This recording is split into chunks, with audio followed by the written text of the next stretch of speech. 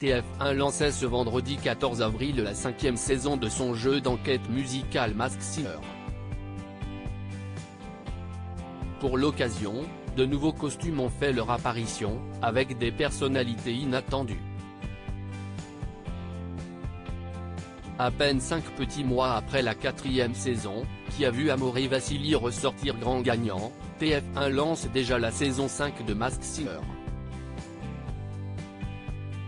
Son show qui allie spectacle musical et enquête permet au jury et aux téléspectateurs de découvrir des costumes toujours plus fous, tout en récoltant des indices leur permettant de trouver, ou non, les personnalités qui s'y cachent.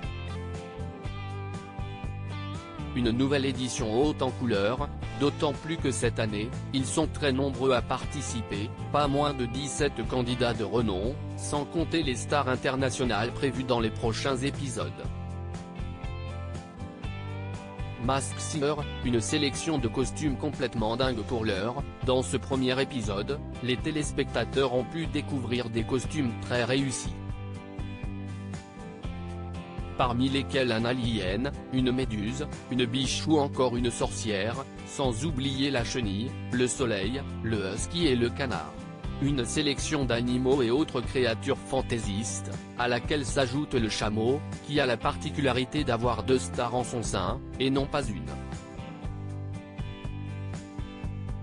Celui-ci a nécessité plus de 1000 heures de travail, de quoi mettre la pression sur le duo qui le porte, mais aussi sur les enquêteurs, en plateau ou devant leur téléviseur, qui tenteront de dénicher l'identité des 2 personnalités en cédant des indices révélés. Masked Singer, qui se cachait sous le costume du vautour. Les indices, d'ailleurs, ont une fois encore été très mystérieux. Cependant, ça n'a pas empêché certains internautes d'avoir leur petite idée. Le jury, quant à lui, composé de 2 petits nouveaux, à savoir l'ancienne candidate de la Star Academy Élodie Frégé et la comédienne Michèle Bernier, a eu fort à faire pour juger les candidats, puis les départager. Car ce soir, 2 personnalités ont dû quitter l'aventure, dont le vautour, qui n'a malheureusement pas convaincu les enquêteurs.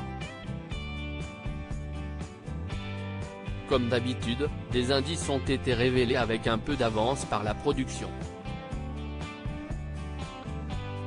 On savait par exemple qu'il ne prenait pas la plume pour s'exprimer, mais que le verbe était son exercice préféré.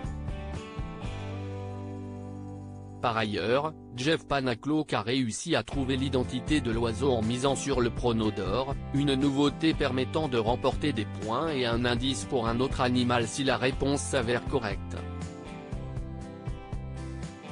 De quoi donner du fil à retordre au reste du jury. Finalement, le vautour s'est révélé être Martin Lamotte, le comédien de Nos chers voisins.